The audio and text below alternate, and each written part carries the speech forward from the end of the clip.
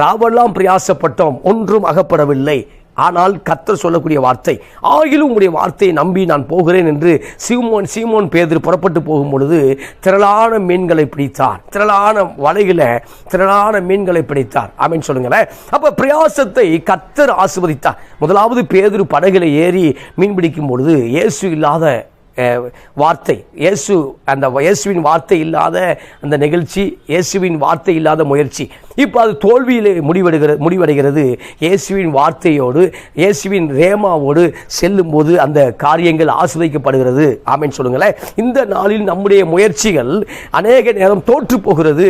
பரிசுத்த ஆவியான உதவியோடு நாம் செய்யும் பொழுது நிச்சயமாய் நம்முடைய பிரயாசத்தை கர்த்தர் ஆசீர்வதிப்பார். இந்த நாளில் நம்முடைய பிரயாசத்தை ஆசீர்வதிப்பேன் என்று கர்த்தர் வாக்கு கொடுத்திருக்கிறார். அப்ப உன் கைகளின் பிரயாசத்தை நீ சாப்பிடுவாய், உனக்கு பாக்கியமும் நன்மையும் உண்டாயிருக்கும். அப்ப கையின் பிரயாசம் என்பது உழைப்பை குறிக்கிறது, முயற்சியை குறிக்கிறது, நான் செய்ய வேண்டிய காரியத்தை குறிக்கிறது. அப்ப ஸ்தோத்திர பயிர்கள் விளைய வேண்டும் என்றால் முதலாவது விதைக்க வேண்டும், நம்ம உரம் அடிக்கணும், தண்ணி பாய்ச்சணும். அப்போ ஒரு மனிதன் முயற்சி எடுக்கும் பொழுது கர்த்தர் விளைய செய்கிறார். ஒரு மனிதன் முயற்சி எடுக்கும் பொழுது கர்த்தர் ஒரு நல்ல அறுவடையை தருகிறார். அப்போ சோம்பேறிக்கு கர்த்தர் பலன் அளிப்பதில்லை.